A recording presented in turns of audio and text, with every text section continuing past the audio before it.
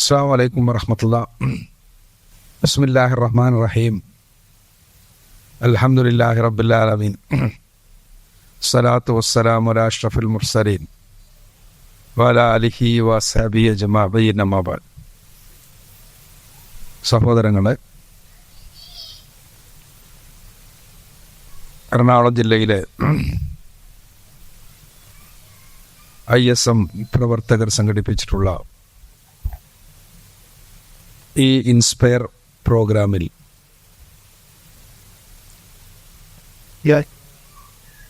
Professional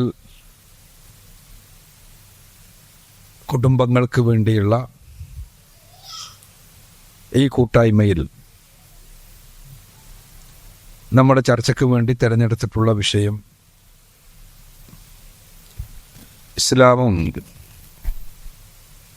ആധുനിക വെല്ലുവിളികളുമെന്ന്.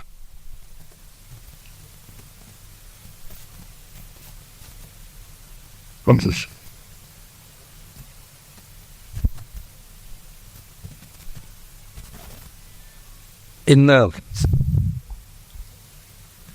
ഏറ്റവും അധികം വായിക്കപ്പെടുന്ന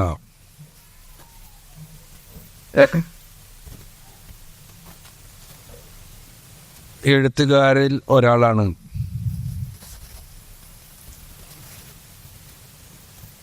യുവാൽ നോഹ ഹരാരെ. അദ്ദേഹം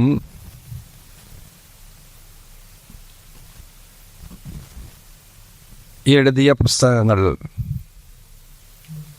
നോവലുകളോ കഥകളോ ഒന്നുമല്ലാതിരുന്നിട്ടും മില്യൺ കണക്കിന് കോപ്പികളാണ് ലോകമെമ്പാടും വായിക്കപ്പെട്ടുകൊണ്ടിരിക്കുന്നത്. ഇസ്രായേൽ ചരിത്രകാരനായ അദ്ദേഹത്തിൻ്റെ രചനകളാണ് പുതിയ കാലത്തിൻ്റെ പ്രത്യയശാസ്ത്രത്തെക്കുറിച്ച് ഏറ്റവും കൃത്യമായ വിവരങ്ങൾ നൽകുന്നത് എന്നാണ്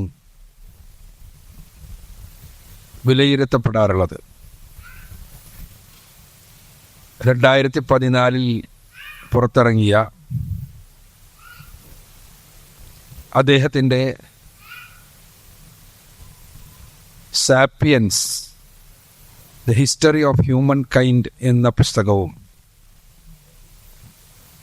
2016 പുറത്തിറങ്ങിയ ഹോമോ ഡെയൂസ് എന്ന പുസ്തകവും 2018 പുറത്തിറങ്ങിയ 21 ലെസൺസ് ടു 21st സെഞ്ച്വറി എന്ന പുസ്തകവും ആധുനിക കാലഘട്ടത്തിൻ്റെ മനുഷ്യ സമൂഹത്തെ, അതിൻ്റെ വിമോചനത്തെ, അത് കടന്നുപോയിക്കൊണ്ടിരിക്കുന്ന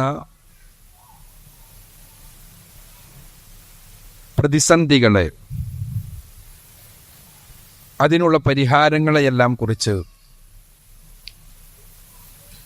വിശദീകരിക്കുന്ന ഗ്രന്ഥങ്ങളാണ്. മുതലാളിത്തത്തിൻ്റെ സ്തുതിപാഠകനായ അദ്ദേഹം ആധുനിക കാലത്തിൻ്റെ പ്രത്യയശാസ്ത്രമായി എടുത്തു പറയുന്നത് ലിബറലിസത്തെയാണ്. അദ്ദേഹത്തിൻ്റെ പുസ്തകങ്ങളുടെ നിരൂപണമല്ല നമ്മൾ ഉദ്ദേശിക്കുന്നത്. അദ്ദേഹം പുസ്തകങ്ങളിലെല്ലാം ആവർത്തിച്ച് പറഞ്ഞുകൊണ്ടിരിക്കുന്ന ഒരു കാര്യം, നമ്മൾ ആഗ്രഹിച്ചാലും ഇല്ലെങ്കിലുമെല്ലാം കുടുംബമെന്ന സ്ഥാപനം നശിക്കുക തന്നെ ചെയ്യുമെന്ന്, അല്ലെങ്കിൽ ആ സ്ഥാപനം ഇല്ലാതായിക്കൊണ്ടിരിക്കുകയാണ്, പൂർണ്ണമായും അതില്ലാതാകുന്ന ഒരു നാളെയുണ്ടാകുമെന്നാണ് അദ്ദേഹം പറഞ്ഞു പോകുന്നത്. ഞാൻ അദ്ദേഹത്തെ ഉദ്ധരിച്ചുകൊണ്ട് ഇസ്ലാം നേരിടുന്ന ആധുനിക വെല്ലുവിളികളെക്കുറിച്ച് സംസാരിക്കുവാൻ തുടങ്ങുമ്പോൾ ഇപ്പോൾ നമ്മൾ നേരിട്ട് കൊണ്ടിരിക്കുന്ന ഏറ്റവും പ്രധാനപ്പെട്ട വെല്ലുവിളികളുടെ മുഴുവനും അടിത്തറ കുടുംബത്തിന്റെ തകർച്ചയുമായി ബന്ധപ്പെട്ടിരിക്കുന്നു എന്നതുകൊണ്ടാണ് ഞാനത് പറഞ്ഞത്.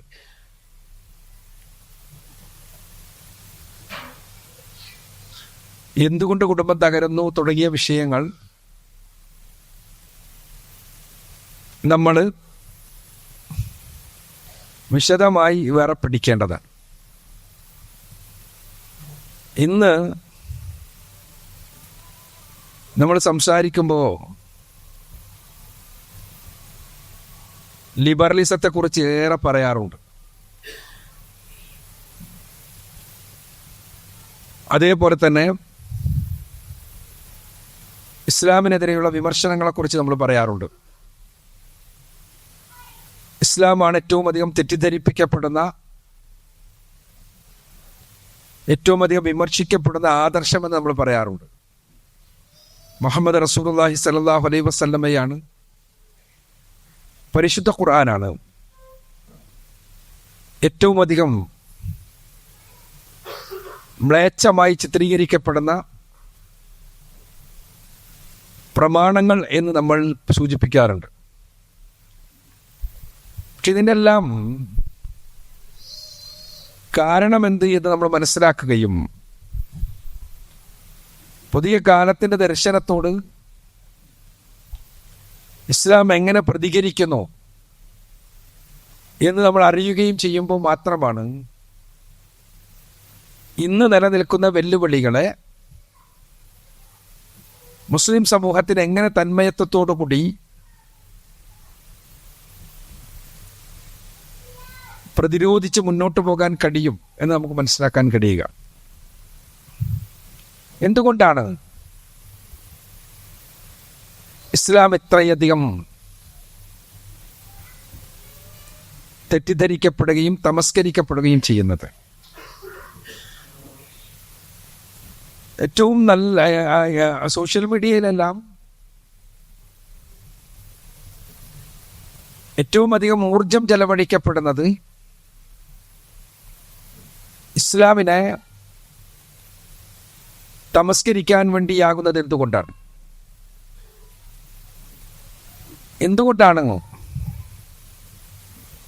ഇപ്പറഞ്ഞ ആധുനിക കാലഘട്ടത്തിൻ്റെ ദർശനമെന്ന് പറയുന്ന ലിബറലിസത്തിനും ലിബറലിസ്റ്റുകൾക്കും ഇസ്ലാമിനോട് മാത്രം ഇത്ര വെറുപ്പ്? ഈ ചോദ്യങ്ങൾക്ക് നമ്മൾ ഉത്തരം കണ്ടെത്തുമ്പോഴാണ് വിഷയത്തിന്റെ കാതൽ നമുക്ക് മനസ്സിലാവുക. എന്തുകൊണ്ട് ഇസ്ലാം എന്ന ചോദ്യത്തിനെല്ലാമുള്ള ഉത്തരം, ഈ ചോദ്യങ്ങൾക്കെല്ലാമുള്ള ഉത്തരം ജീവിച്ചിരിക്കുന്ന ഒരേ ഒരു ദർശനം ഇസ്ലാം മാത്രമാണ് എന്ന്. അതൊരു അവകാശവാദമല്ല, മറിച്ചൊരു യാഥാർത്ഥ്യമാണ്. ഇസ്ലാമിന് ലിബറലിസം എന്ന് പറഞ്ഞാൽ കമ്മ്യൂണിസത്തെയോ അതേപോലെയുള്ള ഇസയങ്ങളെ പോലെയോ മനുഷ്യർക്ക് ഒരു പ്രത്യേക ശാസ്ത്ര നിബദ്ധത, കുറേ നിയമങ്ങൾ അത് പഠിപ്പിച്ച് ആ നിയമങ്ങൾ പ്രകാരം ലോകത്തിന്റെ വിമോചനത്തെക്കുറിച്ച് സ്വപ്നം കാണുന്ന ഒരാദർശമൊന്നുമല്ല. ഇപ്പൊ കമ്മ്യൂണിസത്തെ സംബന്ധിച്ചിടത്തോളം കമ്മ്യൂണിസത്തിന് വർഗരഹിത സമൂഹം എന്ന വലിയ സ്വപ്നമുണ്ട്. ആ സ്വപ്നത്തിന്റെ അടിസ്ഥാനത്തിൽ പണിയെടുക്കാനാണ് അത് ജനങ്ങളോട് ആവശ്യപ്പെടുന്നത്. തൊഴിലാളികളോട് പറയുന്നത്, തൊഴിലാളികളെ നിങ്ങൾക്ക് നഷ്ടപ്പെടാൻ ഒന്നുമില്ല, സമരം ചെയ്യുക, നമുക്ക് നേടാനുള്ളത് വലിയൊരു ലോകമാണ് എന്നാണ്, വർഗരഹിത ലോകം. ഒരു ലക്ഷ്യമുണ്ട്, അതിനനുസൃതമായ സിദ്ധാന്തങ്ങളുണ്ട്, തത്വശാസ്ത്രങ്ങളുണ്ട്. ഭൗതിക ദർശനങ്ങൾക്കാണെങ്കിലും ഭൗതിക ദർശനങ്ങൾ ഇന്ന് നിലനിൽക്കുന്നത് എന്ന് പറയാൻ കഴിയുന്ന ഒരു ദർശനം എന്നുള്ള ആൾക്കാണ് ഞാൻ കമ്മ്യൂണിസത്തെ കുറിച്ച് പറഞ്ഞത്. ഇതേപോലെയാണോ ലിബറലിസം? എന്തുകൊണ്ടാണ് ലിബറലിസത്തിലേക്ക് പുതിയ തലമുറ കൂടുതൽ ആകർഷിക്കപ്പെടുന്നത്? ഏറ്റവും വലിയ വെല്ലുവിളിയായി നമ്മൾ എന്തുകൊണ്ടാണ് അതിനെ കാണുന്നത്? ലിബറലിസത്തിലേക്ക് ആകർഷിക്കപ്പെടാനുള്ള കാരണം മനുഷ്യരുടെ ആനന്ദത്തിന് വേണ്ടിയുള്ള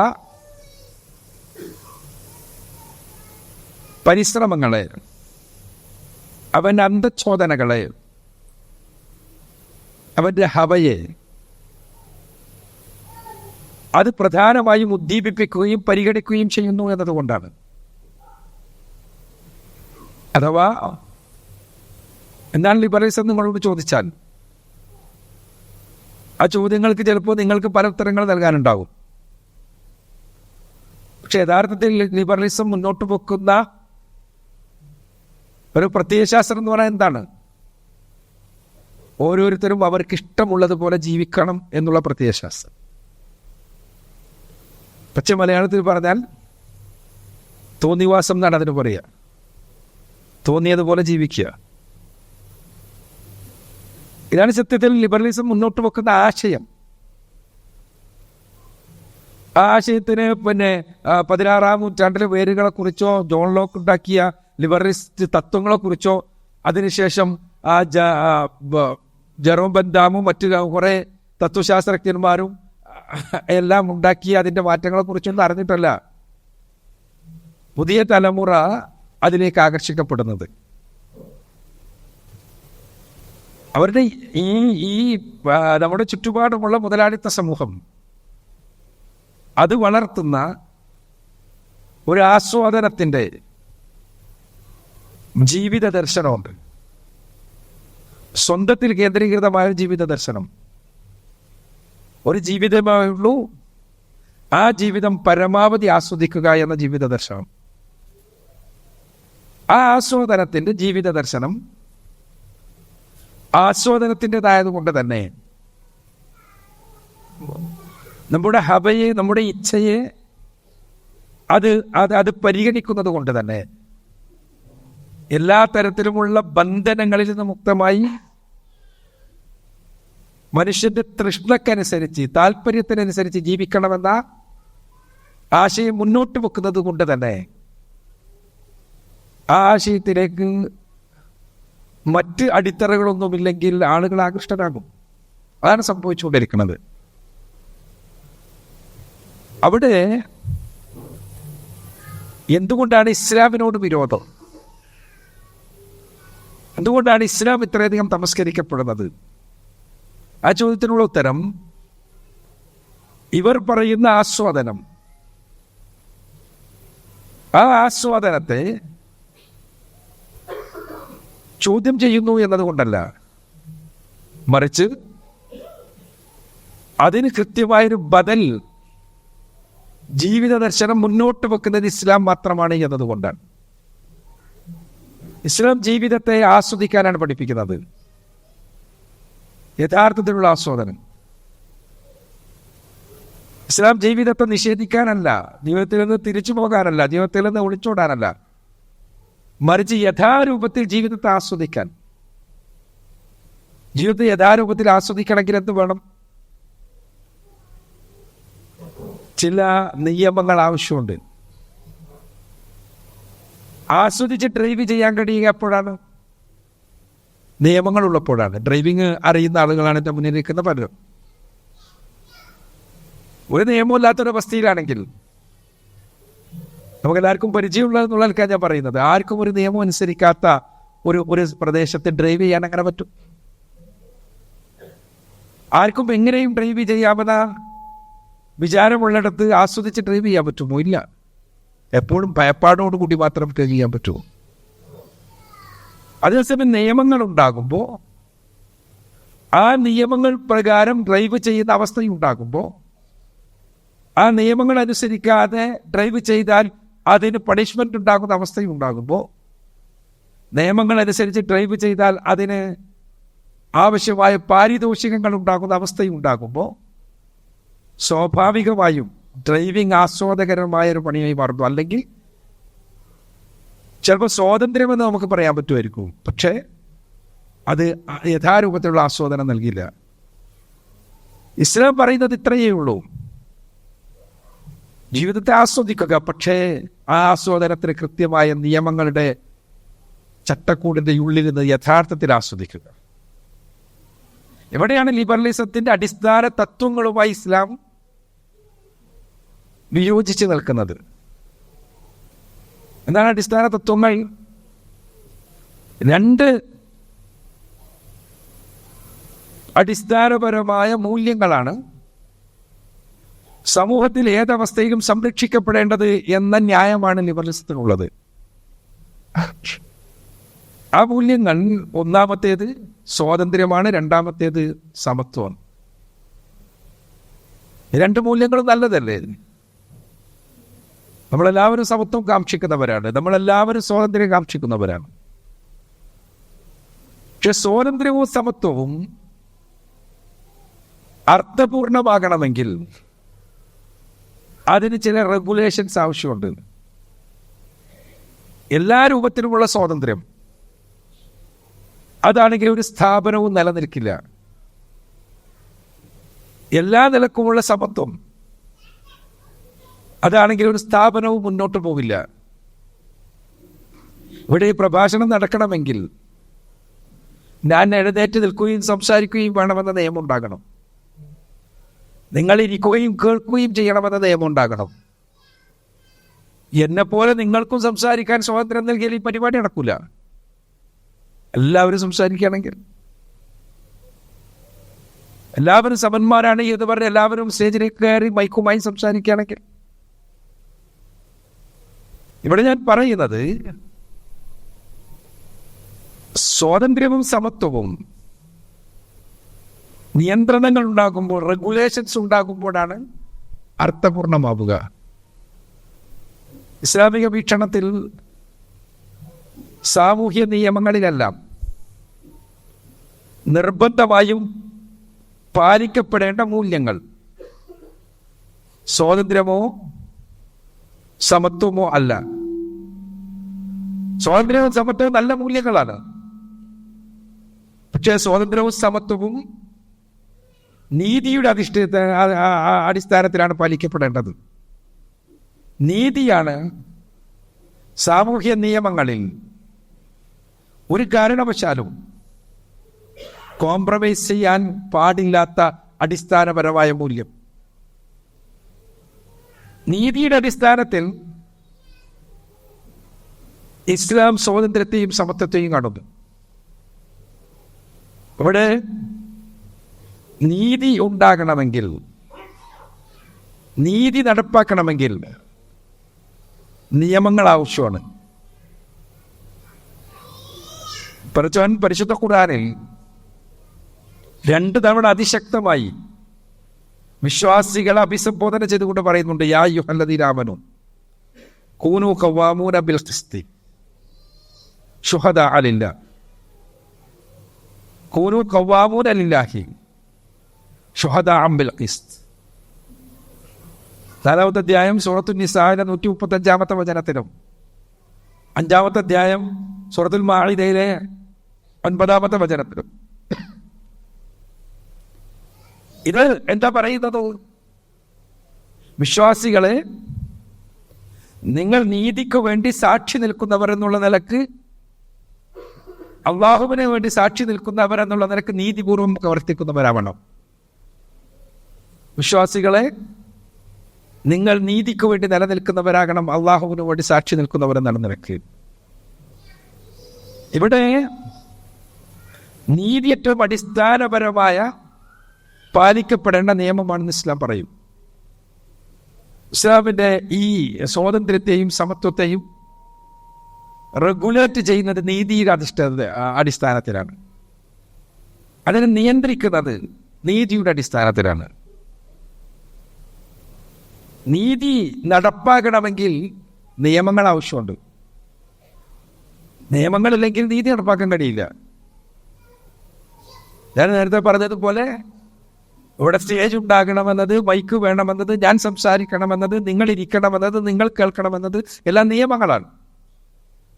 അവിടെ നീതി നടപ്പാകണമെങ്കിൽ ഞാൻ എൻ്റെ പണിയെടുക്കണം, നിങ്ങൾ നിങ്ങളുടെ പണിയെടുക്കണം. അവിടെ ഇല്ലാതെയാകുമ്പോഴാണ് അവിടെ നിയമങ്ങൾ ഉണ്ടാവുകയും അതിൻ്റെ അടിസ്ഥാനത്തിൽ നീതി നടപ്പാക്കുകയും ചെയ്യാൻ പറ്റും. ഏത് കാര്യത്തിലാണെങ്കിലും മനുഷ്യനെ സംബന്ധിച്ചിടത്തോളം അവൻ്റെ സ്വാതന്ത്ര്യത്തെയും അവൻ്റെ സമത്വത്തെയും റെഗുലേറ്റ് ചെയ്യുന്ന നിയമങ്ങൾ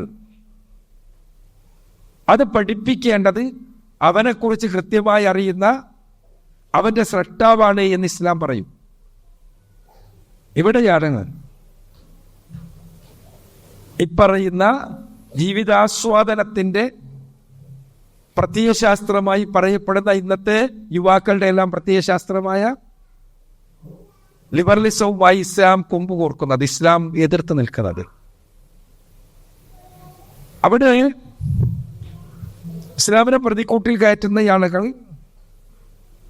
സൂചിപ്പിക്കപ്പെട്ടതുപോലെ അവരുടെ വീക്ഷണത്തിലുള്ള സമത്വത്തിന്റെ അടിസ്ഥാനത്തിലാണ് അവർ സംസാരിക്കുക. അവരുടെ വീക്ഷണത്തിലുള്ള സ്വാതന്ത്ര്യത്തിന്റെ അടിസ്ഥാനത്തിലാണ് സംസാരിക്കുക. ഇസ്ലാം ആകട്ടെ ആ രംഗത്തെല്ലാം കൃത്യമായി നീതിയുടെ അടിസ്ഥാനത്തിലുള്ള സ്വാതന്ത്ര്യത്തെക്കുറിച്ചാണ് സംസാരിക്കുക, നീതിയുടെ അടിസ്ഥാനത്തിലുള്ള സമത്വത്തെക്കുറിച്ചാണ് സംസാരിക്കുക. അങ്ങനെയാകുമ്പോഴാണ് യഥാർത്ഥത്തിൽ മാനവികതയും ഞാൻ പറഞ്ഞ രൂപത്തിലുള്ള സംതൃപ്തിയും ഉണ്ടാവുക. ഇവിടെയാണ് ഞാൻ ആദ്യം പറഞ്ഞ കുടുംബവുമായി ബന്ധപ്പെട്ട പ്രശ്നങ്ങൾ നിൽക്കുന്നത്. മനുഷ്യ സമൂഹത്തിന്റെ ഏറ്റവും അടിസ്ഥാനപരമായ യൂണിറ്റ് കുടുംബമാണ്. കുടുംബം ചരിത്രാതീത കാലം മുതൽക്ക് തന്നെ മനുഷ്യർക്ക് നിലനിൽക്കുന്നുണ്ട്. എന്തിന് കുടുംബം, എന്തുകൊണ്ട് കുടുംബം എന്ന ചോദ്യം നരവംശ ശാസ്ത്രജ്ഞന്മാരെ വല്ലാതെ കുഴക്കിയിട്ടുള്ളതാണ്. ഹെൻറി മോർഗൻ എന്ന അമേരിക്കൻ നരവംശ ശാസ്ത്രജ്ഞനാണ് എങ്ങനെ കുടുംബം ഉണ്ടായി എന്നുള്ള വിഷയത്തിൽ ആദ്യമായി പഠനങ്ങൾ നടത്തിയത്. അദ്ദേഹത്തിൻ്റെ പഠനങ്ങളെ അതിൻ്റെ അടിസ്ഥാനത്തിലാണ് കമ്മ്യൂണിസ്റ്റ് ദാർശനികനായ ഫ്രെഡറിക് എംഗൽസ് കുടുംബത്തിൻ്റെ ഉൽപ്പത്തി എന്ന പുസ്തകം എഴുതിയത്. അതിൽ അദ്ദേഹം പറയുന്നത് കുടുംബമുണ്ടായത് ആദ്യം പ്രാകൃത കമ്മ്യൂണിസമായിരുന്നു. പ്രാകൃത കമ്മ്യൂണിസം എന്ന് പറഞ്ഞാൽ എല്ലാവർക്കും എല്ലാം എന്നുള്ളതാണ്. എല്ലാ ഭൂമിയും എല്ലാവർക്കും, എല്ലാ വിഭവങ്ങളും എല്ലാവർക്കും, എല്ലാ സ്ത്രീകളും എല്ലാ പുരുഷന്മാർക്കും, എല്ലാ പുരുഷന്മാരും എല്ലാ സ്ത്രീകളും. ഇതായിരുന്നു സുന്ദരമായ പ്രാകൃത കമ്മ്യൂണിസം. സ്വാഭാവികമായും സ്ത്രീ പുരുഷന്മാർ ഇണചേരുമ്പോൾ കുഞ്ഞുങ്ങളുണ്ടാകും. കുഞ്ഞുങ്ങളുണ്ടാകുമ്പോൾ ഇങ്ങനെ എല്ലാ സ്ത്രീകളും എല്ലാ പുരുഷന്മാർക്കും, എല്ലാ പുരുഷന്മാരും എല്ലാ സ്ത്രീകൾക്കുമാകുമ്പോൾ കുഞ്ഞുങ്ങൾ ആരുടേത് എന്ന് മനസ്സിലാക്കാൻ കഴിയില്ല. അപ്പോൾ കുഞ്ഞുങ്ങളെ സമൂഹം വളർത്തും, സമൂഹത്തിന്റെ ഭാഗമായി കുഞ്ഞുങ്ങളുണ്ടാകും. എന്നാൽ പുരുഷന്മാർ കുറച്ചു കഴിഞ്ഞ് കൃഷി കണ്ടുപിടിച്ചപ്പോൾ, അധ്വാനിക്കുന്നവരായപ്പോൾ അവർക്ക് സ്വകാര്യ സ്വത്തുണ്ടായി. ആ സ്വകാര്യ സ്വത്ത്, പ്രൈവറ്റ് പ്രോപ്പർട്ടി, അത് സംരക്ഷിക്കുവാൻ വേണ്ടി കുടുംബം ഉണ്ടാക്കി. ഞാൻ എൻ്റെ ഭാര്യ അല്ലെങ്കിൽ ഭാര്യമാർ, അവരിലുണ്ടാകുന്ന കുഞ്ഞുങ്ങളെല്ലാം എൻ്റേതാണ്. ആ കുഞ്ഞുങ്ങൾ എൻ്റെ സ്വത്ത് അനന്തരമെടുക്കും. അതിനുവേണ്ടി പുരുഷന്മാരുണ്ടാക്കിയ ഒരു സ്ഥാപനമാണ് കുടുംബം എന്നാണ് അദ്ദേഹം തൻ്റെ പുസ്തകത്തിൽ വിശദീകരിക്കുന്നത്. പിന്നീടുണ്ടായ നരവംശ ശാസ്ത്രരംഗത്തെ പഠനങ്ങളെല്ലാം ഇതിൻ്റെ അടിസ്ഥാനത്തിലാണ് വട്ടം ചിറക്കുന്നത്. സ്വകാര്യ സ്വത്ത് സംരക്ഷിക്കുന്നതിന് വേണ്ടി പുരുഷന്മാരുണ്ടാക്കിയ ഏർപ്പാടാണ് കുടുംബം. യഥാർത്ഥത്തിൽ പുരുഷ ലൈംഗികതയെയോ പെൺലൈംഗികതയോ മനുഷ്യ സമൂഹത്തിൻ്റെ സവിശേഷതയെയോ ഒന്നും കുറിച്ച് കാര്യമായ പഠനങ്ങളൊന്നും നടത്താതെയാണ് ഇത്തരം നരവംശ ശാസ്ത്രജ്ഞന്മാർ സ്വകാര്യ സ്വത്തിൻ്റെ സംരക്ഷണത്തിന് വേണ്ടി പുരുഷന്മാരുണ്ടാക്കിയ സ്ഥാപനമാണ് കുടുംബമെന്ന് പറഞ്ഞു പോയിട്ടുള്ളത്. എന്തിനാണ് കുടുംബം എന്ന ചോദ്യത്തിന് ഉത്തരം മനസ്സിലാക്കണമെങ്കിൽ എങ്ങനെ കുടുംബമുണ്ടായി എന്ന പ്രശ്നത്തിന് പരിഹാരം എന്ത് എന്ന്, അല്ലെങ്കിൽ ആ ചോദ്യത്തിൻ്റെ ഉത്തരം എന്ത് എന്ന് മനസ്സിലാക്കാൻ ശ്രമിക്കണമെങ്കിൽ ആദ്യം നമ്മൾ ചോദിക്കേണ്ടത് കുടുംബമെന്ന സ്ഥാപനത്തിൻ്റെ ഗുണഭോക്താവ്, ഏറ്റവും വലിയ ഗുണഭോക്താവ് ആരാണ് എന്ന്. കുടുംബമെന്ന സ്ഥാപനത്തിൻ്റെ ബെനഫിഷ്യറി ആരാണ്? പുരുഷനാണോ സ്ത്രീയാണോ? ഒന്നാമത്തെ ബെനഫിഷ്യറി പുരുഷനോ സ്ത്രീയോ അല്ല, കുട്ടികളാണ്. കുടുംബമെന്ന സ്ഥാപനം നിലനിൽക്കേണ്ടത് മനുഷ്യനിൽ അനിവാര്യമാകുന്നത് കുട്ടികൾ നിലനിൽക്കാൻ കുട്ടികളുടെ അനിവാര്യതയാണ്. എന്തുകൊണ്ടാണ് അങ്ങനെ? മനുഷ്യനിലാണ് ദീർഘകാലത്തെ ബാല്യമുള്ളത്.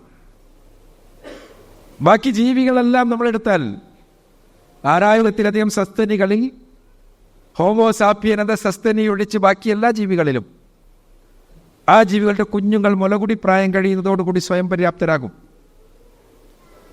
പിന്നീട് അവർക്ക് മാതാപിതാക്കളുടെ ആവശ്യമില്ല. മനുഷ്യ ശിശുവിൻ്റെ മുലകുടി പ്രായം 2 വയസ്സ് വരെയാണ്. ആ സമയത്തേക്ക് മനുഷ്യ ശിശു സ്വയം പര്യാപ്തമാവണില്ല. മനുഷ്യ ശിശുവിന് സ്വയം പര്യാപ്തമാകണമെങ്കിൽ അതിൻ്റെ അഡോളസൻസ്, കൗമാരം വരെയെങ്കിലും കഴിയണം. എന്തുകൊണ്ടാണത്? മനുഷ്യനിൽ എല്ലാ വൈവിധ്യങ്ങളുടെയും അടിസ്ഥാനം അതാണ്. മനുഷ്യൻ ജനിക്കുമ്പോൾ കുറച്ച് തലച്ചോറുമായി ജനിക്കുന്നു. ജീവികളെല്ലാം ജനിക്കുമ്പോൾ അവക്കാവശ്യമായ തലച്ചോറുമായി, അറിവുമായി ജനിക്കുന്നു. മനുഷ്യൻ ഏകദേശം 5/1 തലച്ചോറുമായി ജനിക്കുമ്പോൾ അതിൻ്റെ തലച്ചോറിൻ്റെ വികാസം പ്രധാനമായും നടക്കുന്നത് ചെറുപ്പകാലത്താണ്. ആ ചെറുപ്പകാലത്ത് അവൻ്റെ പേഴ്സണാലിറ്റി ഡെവലപ്പാകുന്നു, അവൻ്റെ വ്യക്തിത്വ വികാസം നടക്കുന്നു, അവൻ എന്തായി തരണമെന്ന് അവൻ തീരുമാനിക്കുന്നു, അവൻ്റെ സ്കിൽസ് ഡെവലപ്പ് ചെയ്യുന്നു. ഈ സമയത്തെല്ലാം പാരൻ്റൽ സപ്പോർട്ട് ആവശ്യമുണ്ട്. കേവലം ഫിസിക്കൽ സപ്പോർട്ടല്ല, അവന് ഫിസിക്കൽ ആയ ആരോഗ്യമുണ്ടാകണം, ഫിസിക്കൽ ഹെൽത്ത് ഉണ്ടാകണം, ഇമോഷണൽ ഹെൽത്ത് ഉണ്ടാകണം, മെൻ്റൽ ഹെൽത്ത് ഉണ്ടാകണം, സ്പിരിച്വൽ ഹെൽത്ത് ഉണ്ടാകണം. ഇതിലേറ്റവും പ്രധാനപ്പെട്ടതാണ് ഫിസിക്കൽ ഹെൽത്ത്. ചിലപ്പോൾ അവർക്കെല്ലാം കണ്ടെത്താൻ കഴിഞ്ഞേക്കും ഏതെങ്കിലും മാർഗങ്ങളിൽ. പക്ഷെ ഏറ്റവും പ്രധാനപ്പെട്ടതാണ് ഒരാളുടെ വളർച്ചയിൽ, അയാളുടെ വ്യക്തിത്വത്തിൻ്റെ വികാസത്തിൽ ഇമോഷണൽ ഹെൽത്ത് ഉണ്ടാവുക എന്നത്, വൈകാരികമായ ആരോഗ്യം ഉണ്ടാവുക എന്നുള്ളത്. ഒരാളുടെ വളർച്ചയിലും അയാളുടെ സക്സസ്സിലും വിജയത്തിലും അതിൻ്റെ 80% അയാളുടെ EQവിൻ്റെ അടിസ്ഥാനത്തിലാണ് എന്ന് മനഃശാസ്ത്രജ്ഞന്മാർ പറയും. EQ എന്ന് പറയുന്നത് ഇമോഷണൽ കോഷ്യൻ്റാണ്, വൈകാരികമായ വളർച്ചയാണ്. ഈ വൈകാരിക വളർച്ചയുണ്ടാക്കുന്നതിൽ ഏറ്റവും പ്രധാനപ്പെട്ട പങ്ക് വഹിക്കേണ്ടത് അവരുടെ മാതാക്കളാണ്. മാതാക്കൾ അവരാണ് 80% കുഞ്ഞുങ്ങളുടെ വൈകാരിക വളർച്ച ഉണ്ടാക്കാൻ പറ്റുന്ന രൂപത്തിലുള്ള ശാരീരിക സവിശേഷതകൾ, അനുകൂലനങ്ങൾ നൽകപ്പെട്ടിട്ടുള്ള മാതാക്കൾക്കാണ്. മാതാക്കൾ ആ പണി ചെയ്യുമ്പോൾ അവരെയും കുഞ്ഞുങ്ങളെയും സംരക്ഷിക്കുക എന്ന ഉത്തരവാദിത്തം ഏറ്റെടുക്കുവാൻ പുരുഷനെ നിർബന്ധിക്കുന്ന സംവിധാനത്തിൻ്റെ പേരാണ് കുടുംബം. ആ സംവിധാനത്തിൻ്റെ പേരാണ് കുടുംബം. കുടുംബമില്ല എങ്കിൽ, നേരത്തെ പറഞ്ഞതുപോലെയാണെങ്കിൽ, എല്ലാ പുരുഷന്മാരും എല്ലാ സ്ത്രീകൾക്കും, എല്ലാ സ്ത്രീകളും എല്ലാ പുരുഷന്മാർക്കുമാണെങ്കിൽ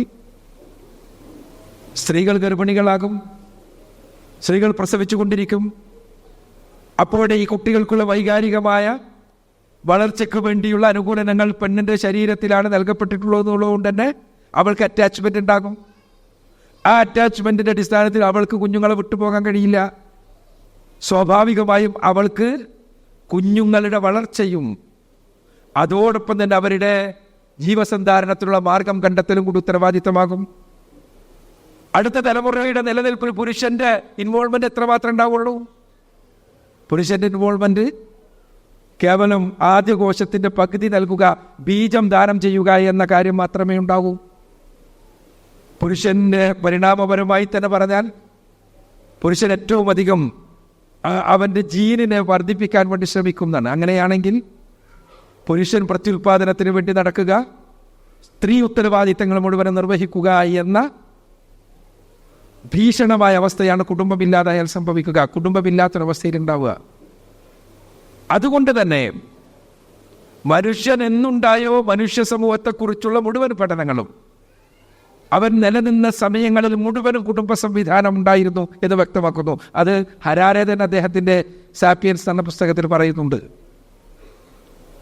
ഈ കുടുംബ സംവിധാനം ഒരു സ്ഥാപനമാണെങ്കിൽ ആ സ്ഥാപനത്തിലുള്ള അംഗങ്ങളാണ് സ്ത്രീയും പുരുഷനും കുട്ടികളുമെങ്കിൽ ആ സ്ഥാപനം നിലനിൽക്കണമെങ്കിൽ തീർച്ചയായും ചില നിയമങ്ങൾ വേണം. ആ സ്ഥാപനത്തിൽ പൂർണ്ണമായ സമത്വം പറ്റുമോ? ഒരു സ്ഥാപനത്തിനും പൂർണ്ണ സമത്വം പറ്റില്ല. ആ സ്ഥാപനത്തിൽ എല്ലാവർക്കും എല്ലാ സ്വാതന്ത്ര്യവും പറ്റുമോ? ഒരു സ്ഥാപനത്തിനും എല്ലാവർക്കും എല്ലാ സ്വാതന്ത്ര്യവും പറ്റില്ല. അപ്പോൾ പിന്നെ കുടുംബ സ്ഥാപനം നിലനിൽക്കണമെങ്കിൽ അവിടെ സമത്വം ഉണ്ടാകണം, സ്വാതന്ത്ര്യവും ഉണ്ടാകണം. പക്ഷെ അതിനെ രണ്ടിനെയും റെഗുലേറ്റ് ചെയ്തുകൊണ്ട് നീതി ഉണ്ടാകണം.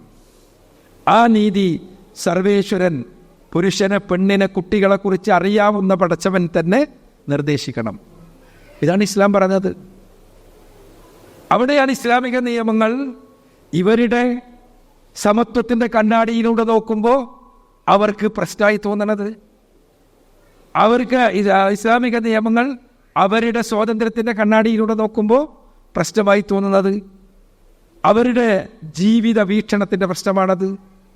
ആ ജീവിത വീക്ഷണമാണ് സമൂഹത്തെ അടിച്ചേൽപ്പിക്കാൻ വേണ്ടി അവർ ശ്രമിച്ചുകൊണ്ടേയിരിക്കുന്നത്. അത് ഞാൻ പറഞ്ഞല്ലോ. ഇതിൻ്റെ എല്ലാം അടിത്തറ എന്താണ്? ആസ്വാദനമാണ്. ആസ്വാദനം പക്ഷേ പറഞ്ഞാൽ കുടുംബവുമായി ബന്ധപ്പെട്ടുകൊണ്ടാണ്.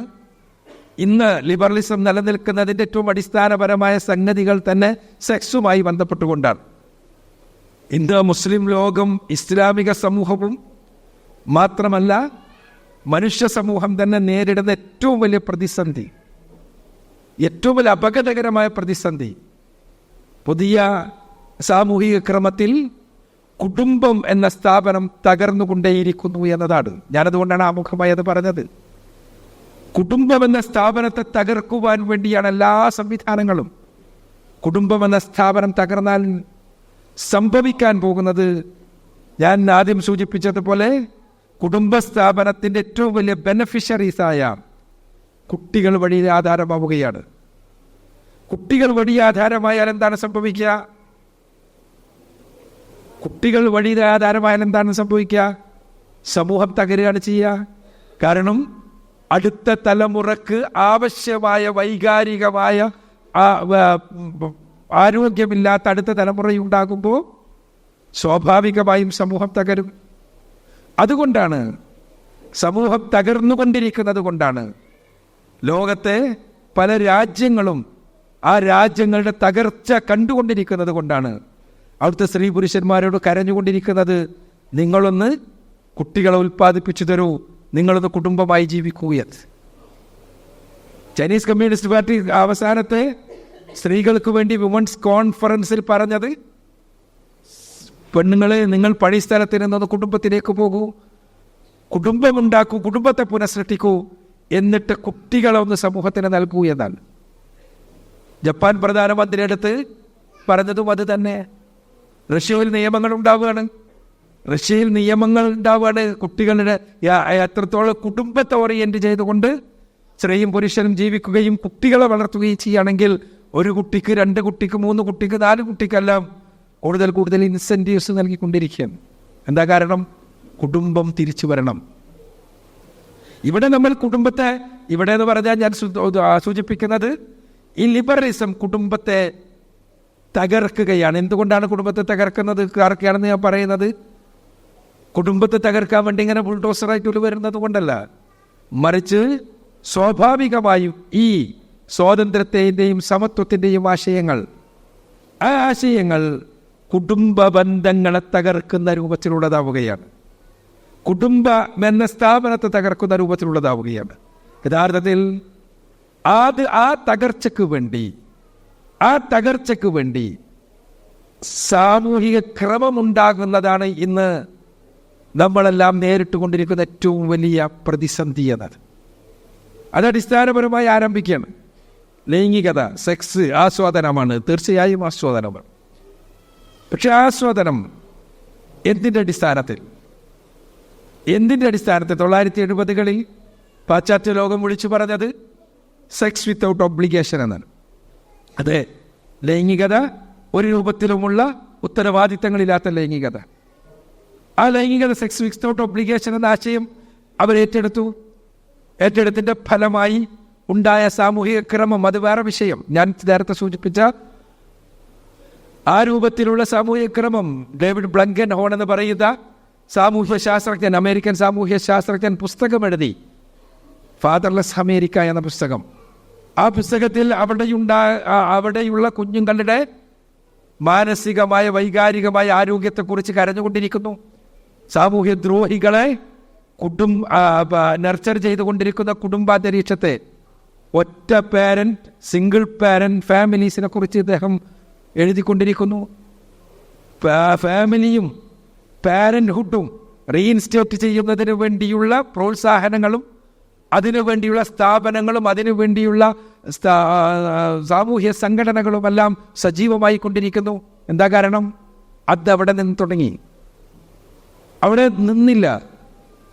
മനുഷ്യൻ്റെ സവിശേഷത മറ്റ് ജീവികളിൽ നിന്ന് വ്യത്യസ്തമായി ലൈംഗികതയും മനുഷ്യനും തമ്മിലുള്ള ബന്ധത്തിലുള്ള മനുഷ്യൻ്റെ സവിശേഷത, മറ്റ് ജീവികളെല്ലാം സെക്സിനെ കേവലം പ്രത്യുൽപാദനത്തിൽ മാത്രം ഒതുക്കിയപ്പോൾ, ഞാൻ പരിണാമത്തിൻ്റെ ഭാഷയിലാണ് പറയുന്നത്, പ്രത്യുൽപാദനത്തിൽ മാത്രം ഒതുക്കിയപ്പോൾ മനുഷ്യൻ സെക്സിനെ അത് ഒരു പ്ലഷറിന് വേണ്ടി കൂടി ഉപയോഗിക്കുന്ന ഒരവസ്ഥയിലേക്ക് എത്തി. ഇതാണ് പരിണാമത്തിൻ്റെ ഭാഷ. സത്യത്തിൽ ആ ഭാഷയിൽ കുറേ ശരികളുണ്ട്. പരിശുദ്ധ ഖുർആനും സൂചിപ്പിച്ചത് പുരുഷനും സ്ത്രീയും നിലനിൽക്കുന്ന ഒരു ദാമ്പത്യത്തെക്കുറിച്ച്, ഇണകളെക്കുറിച്ച് പറഞ്ഞപ്പോൾ മിനായാതിഹി അൻഖലഖലക്കും മിൻ അൻഫുസിക്കും അസ്വാജൻ ലിതസ്കുനു ഇലൈഹാ വജഅല ബൈനക്കും മവദ്ദത്തൻ വറഹ്മ എന്നാണ്. ഇണകളായിട്ടുള്ള മനുഷ്യൻ്റെ നിലനിൽപ്പിലെ ഏറ്റവും വലിയ അത്ഭുതകരമായ കാര്യം എന്ന് പറഞ്ഞാൽ, മറ്റ് ജീവികളിൽ നിന്ന് വ്യത്യസ്തമായി മറ്റ് ജീവികൾ പ്രത്യുൽപാദനത്തിൽ മാത്രം ഇണകളായിട്ടുള്ള നിലനിൽപ്പിൻ്റെ ലക്ഷ്യം കണ്ടെത്തുമ്പോൾ മനുഷ്യൻ അത് സംതൃപ്തിക്ക് വേണ്ടി, സമാധാനത്തിന് വേണ്ടി, സ്നേഹത്തിൻ്റെയും കാരുണ്യത്തിൻ്റെയും പാരസ്പര്യത്തിന് വേണ്ടി, അത് കൈമാറുന്നതിന് വേണ്ടി ഉപയോഗിക്കുന്നു എന്നുള്ളതാണ് മനുഷ്യൻ്റെ സവിശേഷത. അത് അള്ളാഹു നൽകിയ സവിശേഷതയാണ് എന്നാണ് ഖുർആൻ പറയുന്നത്. ആ ഒരു സെക്സിനെ, പക്ഷേ ആ ഏത് പ്ലഷറിന് വേണ്ടിയുള്ള സംഗതി അത് ഒരു എൻ്റർടൈൻമെൻറ്റായി ഉപയോഗിക്കാൻ തുടങ്ങിയപ്പോൾ ഏത് എൻ്റർടൈൻമെൻറ്റിനുമുള്ള പ്രശ്നങ്ങൾ അവിടെയുണ്ടായി. എന്താണ്? ലൈംഗികതയിൽ ഒരു മരവിപ്പും മുരടിപ്പുണ്ടായി. അവിടെയാണ് പുതിയ പുതിയ ലൈംഗിക മാർഗങ്ങളെ കണ്ടുപിടിക്കുന്നത്. ആസ്വാദനത്തിന് വേണ്ടിയുള്ള പുതിയ മാർഗങ്ങൾ, ആസ്വാദനത്തിന് വേണ്ടിയുള്ള പുതിയ സംവിധാനങ്ങൾ. ആ സംവിധാനങ്ങൾ എവിടെ വരെ എത്തുന്നു എന്നുള്ളതാണ് നമ്മളിപ്പോൾ കാണുന്ന ലിബറലിസത്തിൻ്റെ ഒരു ഓഫ് ഷൂട്ടായ ജെൻഡർ പൊളിറ്റിക്സ് നമ്മുടെ മുന്നിൽ അവതരിപ്പിക്കുന്നത്. ഇന്ന് നമ്മളുടെ സമൂഹം നേരിടാൻ പോകുന്ന ഏറ്റവും അപകടകരമായ പ്രതിസന്ധി എന്നത് LGBTQ ആക്ടിവിസം എന്നോ ജെൻഡർ പൊളിറ്റിക്സ് എന്നുമെല്ലാം പറയുന്ന അപകടകരമായ നമ്മുടെ സമൂഹത്തിൽ വിദ്യാഭ്യാസം ഉപയോഗിച്ച്, സ്കൂളുകൾ ഉപയോഗിച്ച്, കലാലയങ്ങൾ ഉപയോഗിച്ച് അടിച്ചേൽപ്പിച്ചു കൊണ്ടിരിക്കുന്ന അപകടകരമായ ആശയങ്ങൾ. അതുണ്ടായി വന്നത് 1970-കളിലാണ്. മനുഷ്യൻ, ഞാൻ നേരത്തെ സൂചിപ്പിച്ചതുപോലെ, ലൈംഗികതയെ പ്ലഷറിന് വേണ്ടി ഉപയോഗിക്കുന്നത് കൊണ്ട് തന്നെ ധാർമ്മികതയുടെ ചട്ടക്കൂടിന് പുറത്ത് നിന്ന് പല രൂപങ്ങളിൽ ആ പ്ലഷർ അനുഭവിക്കുന്ന മനുഷ്യന്മാരുണ്ടായിട്ടുണ്ട് ചരിത്രത്തിലെവിടെയും. ഹോമോസെക്ഷുവാലിറ്റി ഉണ്ടായിട്ടുണ്ട്, സ്വവർഗ രതി ഉണ്ടായിട്ടുണ്ട്, സ്വവർഗ ലൈംഗികത ഉണ്ടായിട്ടുണ്ട്. അങ്ങനെ ആ ലൈംഗികതയെ ഒരു സ്വന്തം സമൂഹത്തിൻ്റെ ധാർമ്മികതയായി സ്വീകരിച്ച സമൂഹം, ആ സമൂഹത്തിലേക്ക് പ്രവാചകനായ ലൂത്ത് നബി അലൈഹി സ്വലാത്തു വസ്സലാം വന്നതായും ആ സമൂഹം തകർന്നതായും ആ സമൂഹത്തെ അവസാനം തകർത്തതായും എല്ലാം പരിശുദ്ധ ഖുർആനും ബൈബിളും എല്ലാം വ്യക്തമാക്കുന്നുണ്ട്. ഇതേപോലെ തന്നെ പല തരം ലൈംഗിക ചേഷ്ടകളും മനുഷ്യൻ ചെയ്തിട്ടുണ്ട്. മുമ്പും ജന്തുക്കളുമായുള്ള ബന്ധം ഉണ്ടായിട്ടുണ്ട്, അതേപോലെ തന്നെ പൈതങ്ങളുമായിട്ടുള്ള ബന്ധം ഉണ്ടായിട്ടുണ്ട്, അതേപോലെ മാതാപിതാക്കളുമായുള്ള ബന്ധം ഉണ്ടായിട്ടുണ്ട്, അതേപോലെ സഹോദരി സഹോദരന്മാർ തമ്മിലുള്ള ബന്ധങ്ങളെല്ലാം ഉണ്ടായിട്ടുണ്ട്. പക്ഷെ അതൊന്നും ഒരു നോർമായിരുന്നില്ല, നോർമലായിരുന്നില്ല. അതെല്ലാം തന്നെ പ്രകൃതി വിരുദ്ധമെന്നോ അതല്ലെങ്കിൽ അധാർമികമെന്നോ അതെല്ലാം കൊള്ളരുതാത്തത് എന്നോ സ്വീകരിക്കാൻ പാടില്ലാത്തത് എന്നോ എല്ലാം പറഞ്ഞ് സമൂഹത്തിൽ മാറ്റി നിർത്തപ്പെട്ടിരുന്നു. ഇവിടെ 1970-കളിൽ തുടങ്ങിയ ലൈംഗിക വിപ്ലവം, സെക്സ് റവല്യൂഷന്റെ രണ്ടാമത്തെ ഘട്ടം ഉണ്ടാകുന്നത് 1970-കളുടെ അവസാനത്തിലാണ്. അതെന്തായിരുന്നു? ഹോമോസെക്ഷുവാലിറ്റിയെ നോർമലൈസ് ചെയ്യുന്നതിന് വേണ്ടിയുള്ള സമരമായിരുന്നു. ഹോമോസെക്ഷുവാലിറ്റിയെ നോർമലൈസ് ചെയ്യുന്നതിന് വേണ്ടിയുള്ള സമരം. അത് അങ്ങനെ വന്ന് ഇപ്പോൾ LGBTQAIP+ പൊളിറ്റിക്സിലാണുള്ളത്. ഇത് നമ്മുടെ നാടുകളിലേക്ക് വരികയാണ്. നമ്മുടെ സ്കൂളുകളിൽ പഠിപ്പിക്കപ്പെടുന്ന അവസ്ഥയുണ്ടാവുകയാണ്. എന്താണ് പഠിപ്പിക്കപ്പെടുന്നത്? ആണും പെണ്ണും വളർന്നു വരികയും നിങ്ങൾക്ക് ആരോടാണോ ആകർഷണം തോന്നുന്നത് ആ ആകർഷണം മുഴുവനും നിങ്ങൾ സ്വാഭാവികമാണ്. ആ സ്വാഭാവികത നിങ്ങൾ ഉൾക്കൊള്ളുകയും അതനുസരിച്ച് നിങ്ങൾ പ്രവർത്തിക്കുകയും ചെയ്യണം എന്ന ആശയം. ഏറ്റവും വലിയ ഉള്ളിൽ നിന്ന് കാർന്നു ആശയം. രണ്ട് കാര്യങ്ങളാണ്. ഒന്ന് ജെൻഡറും മറ്റൊന്ന് സെക്ഷുവൽ ഓറിയന്റേഷനും. ഇപ്പോൾ ഈ അടുത്ത് പോലും ഉണ്ടായ ഈ NSSന് വേണ്ടി ഉണ്ടാക്കിയ സമദർശൻ എന്ന നോട്ടിൽ ഏറ്റവും പ്രധാനമായും കുട്ടികളെ പഠിപ്പിക്കാൻ വേണ്ടി സർക്കാർ തലത്തിൽ തീരുമാനിച്ചത് ഈ രണ്ടാശയങ്ങളാണ്. എന്താണ് രണ്ടാശയങ്ങൾ? ജെൻഡർ എന്ന് പറഞ്ഞാൽ എന്താണ്? ആരും ജനിക്കുന്നത് പുരുഷനായോ സ്ത്രീയായിട്ടോ അല്ല.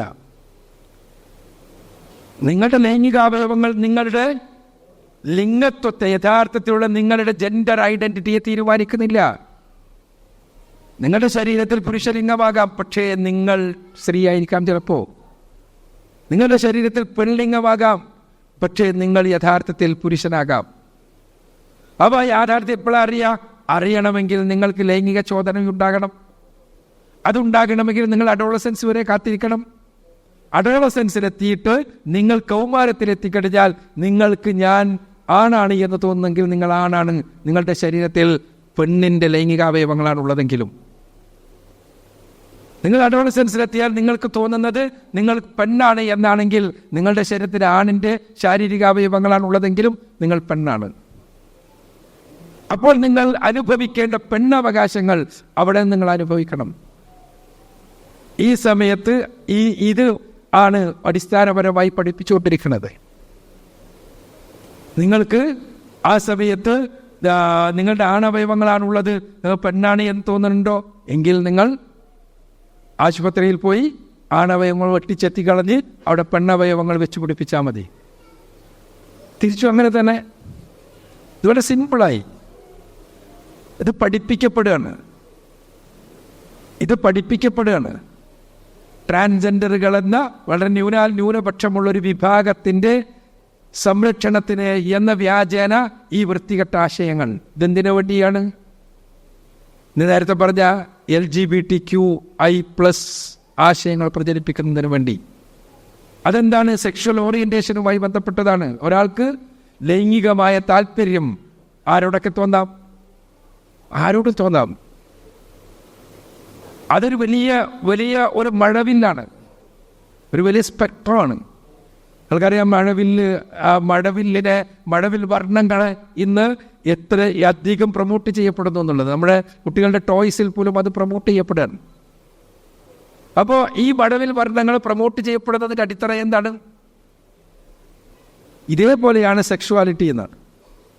അതിലൊരു ചെറിയ വിഭാഗം മാത്രമാണ് സ്ത്രീ പുരുഷ ബന്ധം എന്നത്, സിക്സ് ജെൻഡർ എന്നത്, അല്ലെങ്കിൽ ഹെട്രോസെക്ഷുവാലിറ്റി എന്നത്. അതിൽ തന്നെ പലതുമുണ്ട്. അത് ഹോമോസെക്ഷുവാലിറ്റി ഉണ്ട്.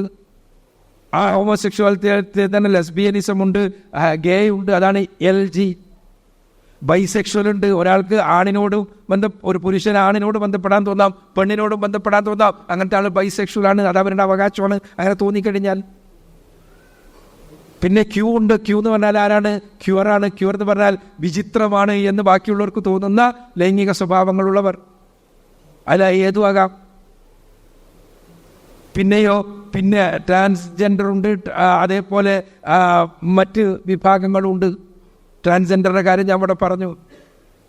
ഇങ്ങനെ ഈ വിഭാഗങ്ങളെ എല്ലാം നിർത്തിയിട്ട് ഈ ലൈംഗികമായ അഭിനിവേശങ്ങളെ മുഴുവനും നോർമലൈസ് ആക്കുകയും ഈ രൂപത്തിലെല്ലാം ആകണമെന്ന് പഠിപ്പിക്കുകയും ചെയ്യുന്ന അവസ്ഥ.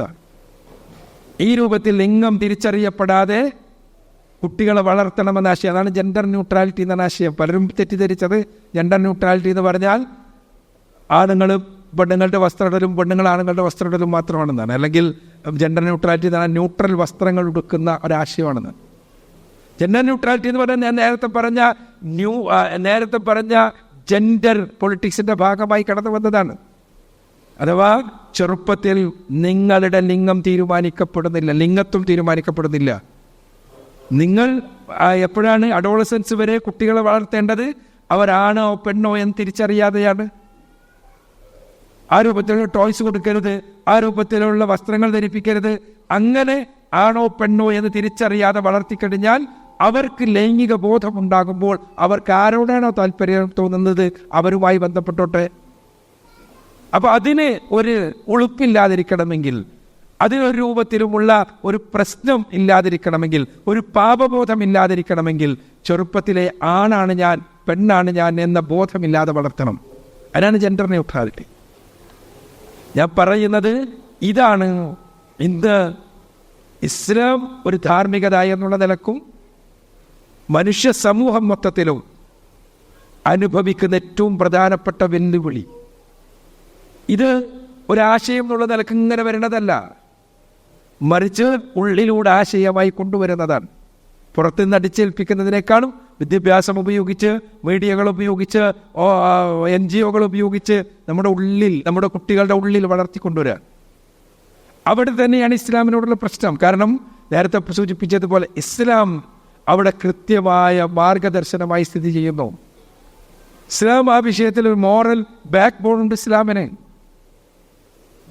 ആ മോറൽ ബാക്ക് ബോൺ ഉപയോഗിച്ച് ഇസ്ലാം പറയുന്നു ഇത് തെറ്റാണ്, ഇത് ശരിയല്ല.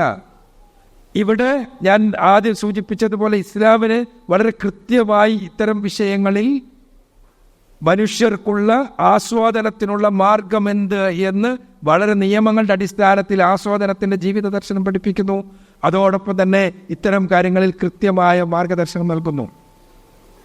ആ മാർഗദർശനം ഇപ്പോൾ ഹോമോസെക്ഷുവാലിറ്റിയെ കുറിച്ച് 1970കളിൽ ഈ പ്രശ്നം വന്നപ്പോൾ ആദ്യം പറഞ്ഞത് അത് ജനറ്റിക്കാണ്, ജീൻ കണ്ടുപിടിച്ചു. ഡീൻ ഹാമർ എന്ന് പറയുന്ന ശാസ്ത്രജ്ഞൻ X-ക്രോമോസോമിൽ ചില ആളുകൾക്ക് XQ28 എന്ന ജീനുണ്ട്, ആ ജീനുള്ള ആളുകളാണ് ഹോമോസെക്ഷൽ ആകുന്നത്. അത് കണ്ടുപിടിച്ചപ്പോഴും ഇസ്ലാമിനെന്താണ്, ഏത് ജീനുണ്ടെങ്കിലും അള്ളാഹ് ഹറാമാന്ന് പറഞ്ഞിട്ടുണ്ട്, തെറ്റാണെന്ന് പറഞ്ഞിട്ടുണ്ട്, വൃത്തികേടാന്ന് പറഞ്ഞിട്ടുണ്ട്. അതുകൊണ്ട് അത് വൃത്തികേടാണ്. 6 കൊല്ലം കഴിഞ്ഞപ്പോൾ ആ ജീൻ ഇല്ലാന്ന് കണ്ടുപിടിച്ചു. അങ്ങനെ ഒരു ജനറ്റിക് ആയിട്ടുള്ളൊരു ഫാക്ടറും ഈ 2024 ജനുവരി മാസം 11-ാം തീയതി വരെ കണ്ടുപിടിച്ചിട്ടില്ല. ഇപ്പോഴും അന്നത്തെ പഠനങ്ങൾ എടുത്തിട്ട് 1993 പഠനങ്ങൾ എടുത്തിട്ട് ജീനുണ്ട് എന്ന് പറഞ്ഞ് നടക്കുന്ന ആളുകളുണ്ട് അവിടെ. അതങ്ങനെ ഞാൻ പറഞ്ഞു വരുന്നത് എന്താന്ന് വെച്ചാൽ അവിടെ ഇസ്ലാമിന് അപ്പോഴും എപ്പോഴും ഉത്തരം വന്ന്.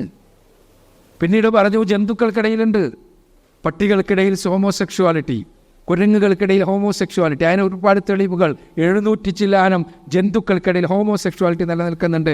അതുകൊണ്ട് മനുഷ്യനിലും ഉണ്ടായിക്കൂടെ? ഭയങ്കര പുസ്തകങ്ങൾ ഇറങ്ങി, എക്സിബിഷനുകൾ സംഘടിപ്പിക്കപ്പെട്ടു. ലണ്ടനിലെല്ലാം ഹോമോസെക്ഷുവാലിറ്റി ജന്തുക്കളിലുള്ള എക്സിബിഷനുകൾ, ഗവേഷണ പ്രബന്ധങ്ങൾ. അന്നും ഇസ്ലാമിന് പറയും ഏത് ജന്തുവിലുണ്ടെങ്കിലും മനുഷ്യനോട് പടച്ചവൻ പറഞ്ഞത് പാടില്ല എന്നാണ്, അതുകൊണ്ട് പാടില്ല, അത് തെറ്റാണ്, അത് വൃത്തികേടാണ്. പിന്നീട് പറഞ്ഞു ഈ 700 ചില്ലാനം ജീവികളിലും ഹോമോസെക്ഷുവാലിറ്റി ഉള്ളതായി പറഞ്ഞ കാര്യങ്ങൾ അത് ഒരെണ്ണം പോലും മനുഷ്യരിലുള്ളതുപോലുള്ള ഹോമോസെക്ഷുവാലിറ്റി അല്ല, ജന്തുക്കളുടെ മറ്റ് ചില ബയോളജിക്കൽ നീഡ്സുമായി ബന്ധപ്പെട്ടിട്ടുള്ളതാണ് എന്ന് പിന്നീട് മനസ്സിലാക്കി. ഞാൻ പറഞ്ഞു വരുന്നത് ഇസ്ലാമിന് കൃത്യമായൊരു ബാക്ക് ബോൺ ഉണ്ട് മോറലായിട്ട്. അതുകൊണ്ട് തന്നെ ഇസ്ലാമിനെ അറ്റാക്ക് ചെയ്യുമ്പോഴാണ് ഇവരുടെ ഈ മോറൽ ബാക്ക് ബോൺ ഉള്ള രൂപത്തിൽ ഒരു ആൾട്ടർനേറ്റീവ് കൊടുക്കുന്ന രൂപത്തിലുള്ള ആദർശത്തിന് നിലനിൽക്കാൻ കഴിയാതെ വരിക.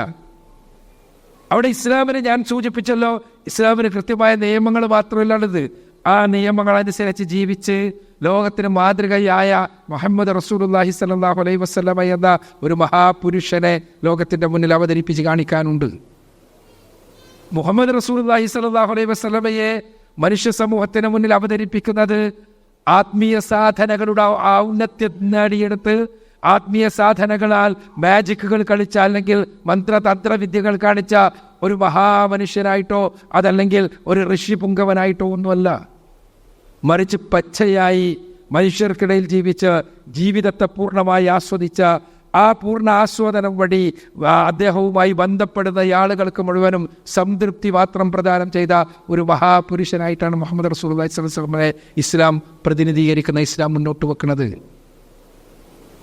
അത് ഏത് വിഷയത്തിലാണെങ്കിലും നിങ്ങൾ നല്ല കച്ചവടക്കാരനെ കാണോ മുഹമ്മദ് നബിയിലേക്ക് നോക്കൂ എന്ന് നമുക്ക് പറയാൻ കഴിയും. നല്ല ഭർത്താവിനെ, നല്ല മകനെ, ഏത് രംഗത്തും ഇപ്പോൾ ലൈംഗികതയുടെ ആസ്വാദനത്തിൻ്റെ വിഷയം വരെ എടുക്കുമ്പോൾ അവിടെ ആ ദാമ്പത്യ ബന്ധത്തിൽ ഏറ്റവും നല്ല മാതൃക ഇതാ പ്രവാചകൻ നമുക്ക് പറയാൻ പറ്റും. അവിടെയാണ് ഈ മാതൃകയെ കല്ലെറിയുന്നത്. കാരണം നിങ്ങൾക്ക് ലൈംഗികത പൂർണ്ണമായി ആസ്വദിച്ചുകൊണ്ട് തന്നെ, നിങ്ങളുടെ ഇണയെ ആസ്വദിപ്പിച്ചുകൊണ്ട് തന്നെ നിങ്ങളുടെ ജീവിതം എങ്ങനെ അർത്ഥപൂർണ്ണമാക്കാം എന്നതിന് മാതൃക മുഹമ്മദ് റസൂലുള്ളാഹി സ്വല്ലല്ലാഹു അലൈഹി വസല്ലം എന്ന് പറയുമ്പോൾ അവിടെ പ്രവാചകനെ കല്ലെറിയാണ്. എന്താ ഈ പ്രവാചകൻ വൃത്തികെട്ടവനാണ് എന്ന് വരുത്തി തീർക്കാൻ വേണ്ടി ഈ മാതൃകയായിട്ടുള്ള പ്രവാചകനെ കല്ലെറിയുന്നതിൻ്റെ പ്രധാനപ്പെട്ട കാരണം അതാണ്. നമ്മൾ സോഷ്യൽ മീഡിയ എടുത്താൽ ഏറ്റവും അധികം മ്ലേച്ഛമായി വിമർശിക്കപ്പെടുന്ന വ്യക്തിത്വം ആരാന്ന് ചോദിച്ചാൽ മുഹമ്മദ് റസൂലുള്ളാഹി സ്വല്ലല്ലാഹു അലൈഹി വസല്ലമയാണ്. എന്തുകൊണ്ടാണത്? ഞാൻ നേരത്തെ പറഞ്ഞ ഈ ആൾട്ടർനേറ്റീവിൻ്റെ മുന്നിൽ നിൽക്കുന്ന ഒരു മോഡലാണ് റസൂലുള്ളാഹി സ്വല്ലല്ലാഹു അലൈഹി വസല്ലമ എന്നതുകൊണ്ട്. ഇങ്ങനെ ഇസ്ലാം മുന്നോട്ട് വെക്കുന്ന ജീവിതക്രമം, ആ ജീവിതക്രമം കൃത്യമായി മനുഷ്യർക്ക് മാർഗദർശനം നൽകുകയും മനുഷ്യർക്ക് കൃത്യമായ യഥാരൂപത്തിലുള്ള നിയമത്തിൻ്റെ അടിസ്ഥാനത്തിലുള്ള ആസ്വാദനത്തിൻ്റെ മാർഗം കാണിച്ചു കൊടുക്കുകയും ചെയ്യുന്നു എന്നതുകൊണ്ട് അതിനെ തമസ്കരിക്കാതെ ഇപ്പറയുന്ന ഇവരുടെ സ്വാതന്ത്ര്യത്തിനും ഇവരുടെ സമത്വത്തിനും നിലനിൽപ്പില്ല എന്ന് മനസ്സിലാക്കുന്നത് കൊണ്ടാണ് ഇസ്ലാമിനോടുള്ള വിരോധം മുഴുവനും. ഇസ്ലാമിക സമൂഹം നേരിടാൻ പോകുന്ന ഏറ്റവും പ്രധാനപ്പെട്ട വെല്ലുവിളിയും കുടുംബത്തിൻ്റെ തകർച്ചയ്ക്ക് വേണ്ടിയുള്ള സാമൂഹിക ക്രമത്തെ ഇന്ന് സമൂഹം അത് സാമൂഹികമായ സ്ഥാപനങ്ങളിലൂടെ അടിച്ചേൽപ്പിക്കപ്പെടുന്നു എന്നതാണ്. നമ്മുടെ മക്കളിലേക്ക്, നമ്മുടെ സമൂഹത്തിലേക്ക്, നമ്മുടെ ചുറ്റുപാടുകളിലേക്ക്, നമ്മുടെ സഹോദരങ്ങളിലേക്ക് ഈ ആശയങ്ങളെ അവർ പോലും അറിയാതെ സന്നിവേശിപ്പിക്കുക, അടിച്ചേൽപ്പിക്കുക എന്നതാണെന്ന് നടന്നുകൊണ്ടിരിക്കുന്നത്. അവിടെയാണ് നമുക്ക് ഇസ്ലാമിൻ്റെ ആദർശം ഉപയോഗപ്പെടുത്തി, പരിശുദ്ധ ഖുർആനും തിരുസുന്നത്തും ഉപയോഗപ്പെടുത്തി ഈ പ്രത്യയശാസ്ത്രങ്ങളെ പ്രതിരോധിക്കേണ്ടി വരുന്നത്. ഇസ്ലാം നേരിടുന്ന വെല്ലുവിളികളുമായി ബന്ധപ്പെട്ടുകൊണ്ട് പറയുമ്പോൾ ഞാൻ ഒരുപാട് വിഷയങ്ങളിലേക്ക് പോകാതെ വെല്ലുവിളികളിൽ ഏറ്റവും അടിസ്ഥാനപരമായി നമ്മൾ നേരിടേണ്ട, നമ്മുടെ സമൂഹം ഗൗരവതരമായി എടുക്കേണ്ട, നമ്മുടെ പുതിയ തലമുറയുടെ തലച്ചോറിനെ നശിപ്പിച്ചു കൊണ്ടിരിക്കുന്ന അപകടകരമായ ലിബറലിസത്തെയും അതിൻ്റെ ഓഫ്ഷൂട്ടായ അതിൽ നിന്ന് ഉൽപ്പന്നമായി വരുന്ന LGBT ആക്ടിവിസത്തെയും ആണ് നമ്മൾ മനസ്സിലാക്കേണ്ടത്. അതിനെതിരെയുള്ള പ്രതിരോധമാണ് നമ്മൾ ഉണ്ടാക്കേണ്ടത്. അതിനെതിരെയുള്ള ബോധവൽക്കരണങ്ങൾ നമ്മുടെ കുട്ടികളിലേക്ക്, നമ്മളിലേക്ക് എല്ലാം കടന്നു വരേണ്ടതുണ്ട് എന്ന് മാത്രം സൂചിപ്പിച്ചുകൊണ്ട് ഈ വിഷയം നിങ്ങളുടെ പഠനത്തിന് വേണ്ടി, നിങ്ങളുടെ അന്വേഷണത്തിന് വേണ്ടി, നിങ്ങളുടെ വിമർശനങ്ങൾക്ക് വേണ്ടി സമർപ്പിച്ചുകൊണ്ട് ഞാൻ അവസാനിപ്പിക്കുകയാണ്. വാഹിദ് അൽഹംദുലില്ലാഹി റബ്ബിൽ ആലമീൻ.